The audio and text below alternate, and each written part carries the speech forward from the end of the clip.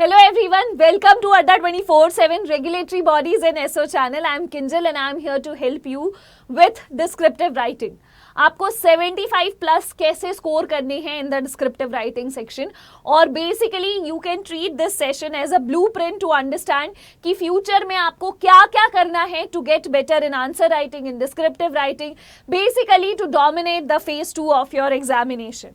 सबसे पहली चीज जो आपको याद रखनी पड़ेगी दैट इज जो डिस्क्रिप्टिव राइटिंग आपका पोर्शन है, इसके लिए राइटिंग बहुत ही इंपॉर्टेंट है. It is very important that you actually take out time every day and you regularly type something, you write something and that something has to be very much relevant with your examination.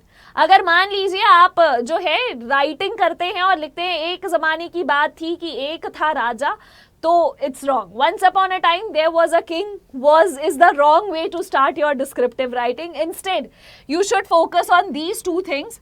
Previous year questions जो आए हुए हैं सारे regulatory bodies exam में, या फिर editorial में जो भी टॉपिक अभी चल रहा है वो उस बारे में भी आप लिख सकते हैं.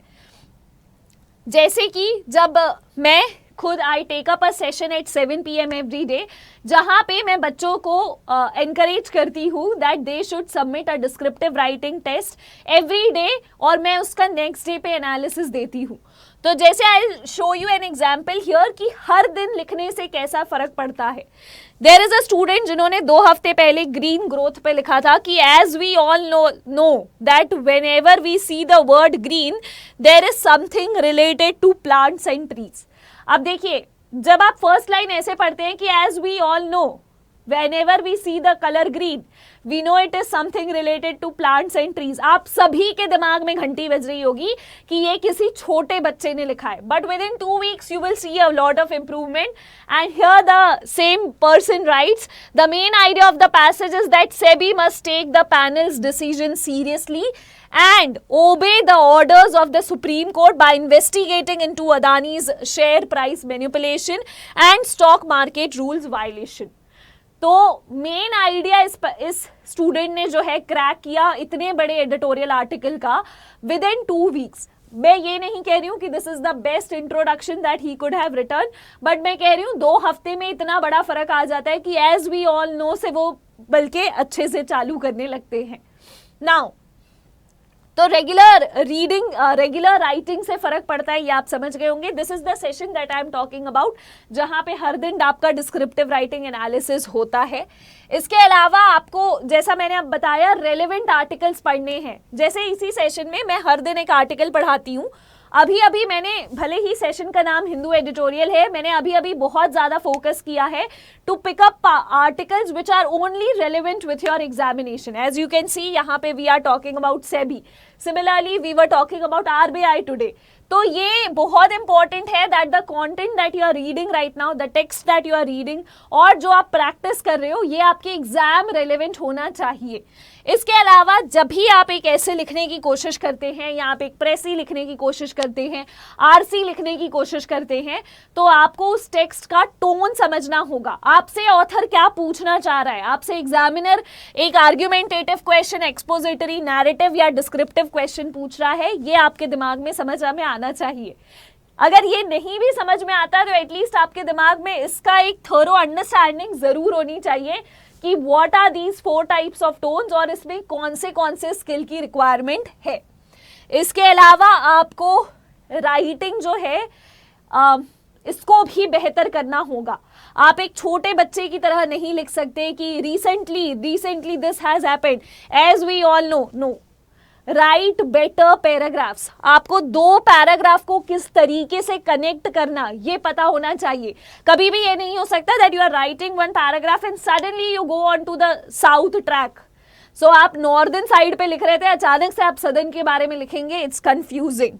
इसके अलावा आपको फ्लो चार्ट्स बनाना आना चाहिए. मैं बहुत ज़्यादा इंकरेज करती हूँ अपने 7 PM सेशन में that you no matter what happens always try to make flow charts. जब आप फ्लो चार्ट्स बनाते हैं तो आपके अंदर एंथुसियाज्म होता है, आपके अंदर अंडरस्टैंडिंग डेवलप होती है.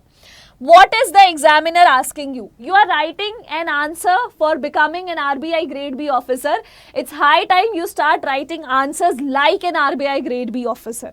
तो इसके लिए हमेशा याद रखो कि आपसे एग्जामिनर क्या एक्सपेक्ट कर रहा है. जो चीज आपसे एग्जामिनर एक्सपेक्ट कर रहा है एग्जैक्टली वही डिलीवर करने की कोशिश जो है करेंगे. याद रखिए, अगर आप हर दिन ये लिखने की प्रैक्टिस करते भी हैं then to that can remain incomplete अगर आपने जो है उसको एनालिसिस नहीं किया तो. और हर दिन आपको रीडिंग करनी ही है जो मैंने आपको बताया.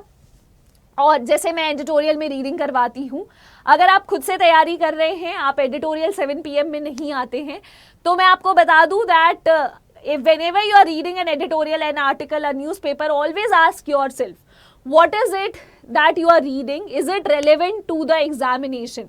मैं ये जो पढ़ रहा हूँ क्या ये एग्जाम रेलिवेंट है या नहीं है. तो मेरे इस सेशन में मैंने अभी ये स्टार्ट किया है that I teach exam relevant editorial articles from all the different newspaper. अगर पिछले साल की बात करें तो these are the 3 essay topics out of 4 that were asked. As you can see, the essay topics here are role of women entrepreneurship. इसके बाद है piece can not be kept by force. आप जबरदस्ती लोगों पे पीसफुल रहने के लिए फोर्स नहीं कर सकते, आपको अंडरस्टैंडिंग डेवलप करनी पड़ेगी. So this is a very generic statement, this one's given by Albert Einstein. इसको आपको एलैबोरेट करना था. India has become medical destination of the world. दुनिया की हर दवाइयाँ जो है यहीं आती है या फिर यहाँ से बाहर जाती हैं, इस बारे में आपको लिखना था यहाँ पे. So basically these are previous year questions just to give an idea कि आपको क्या ढूंढना है अपने टेक्स्ट में. आपको अपने टेक्स्ट में एक ऑफिसर लेवल अंडरस्टैंडिंग वाला टेक्स्ट जो है ढूंढना होगा. अंडरस्टैंडिंग और क्विक अंडरस्टैंडिंग.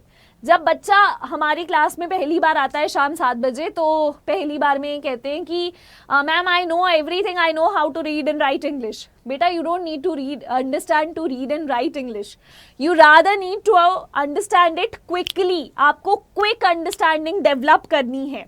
ये कैसे होगी? आपको रिवर्स रीडिंग को फॉलो करना पड़ेगा. आपको जैसे हर 5 लाइन के बाद वापस ऊपर जाके पढ़िए, देखिए कि क्या लिखा हुआ है.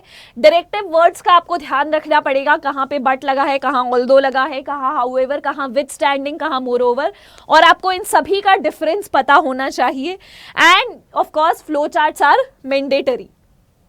इसके अलावा अगर आप हमारे बैच में रजिस्टर कर सकते हैं, if you register in our batch which is the rapid revision batch, अगर आप हमारे बैच में रजिस्टर करते हैं तो वहाँ पे डिस्क्रिप्टिव का फेज़ 1 फेज़ 2 की आपकी कंप्लीट तैयारी होगी. मैं पर्सनली आपके डिस्क्रिप्टिव सबमिशंस लूँगी.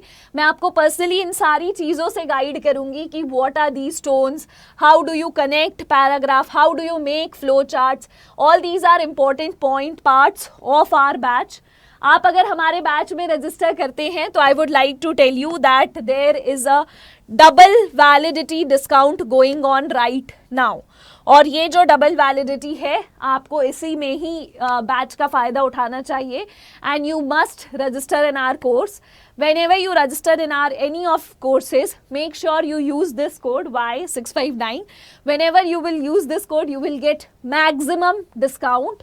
और इसके अलावा अगर आपको क्योंकि अभी डबल वैलिडिटी चल रही है तो आपको मैक्सिमम डिस्काउंट मिलेगा ऑन ऑल द महापैक्स. मेरा आपसे पर्सनल सजेशन होगा to go for bank mahapack plus और रेगुलेटरी बॉडीज महापैक. इसके अलावा अगर आपको टेस्ट मेट के बारे में पता है तो टेस्ट मेट में भी आप रजिस्टर कर सकते हैं विद द सेम कोड और इसके आगे एक S लगा के. On that note I will take your leave. कल सुबह 11 बजे फेज़ 1 की शानदार तैयारी हम करने वाले हैं, बिल्कुल एक नए अंदाज में. तो तब मिलते हैं कल सुबह 11 बजे. तब तक के लिए अगर आपके दिमाग में कोई भी डाउट्स है और आप मुझसे पर्सनली कनेक्ट करना चाहते हैं तो आप इन जगहों पे मेरी साथ कनेक्ट कर सकते हैं. हमारी फैमिली है by the name of mentor Kinjal. So bye and take care.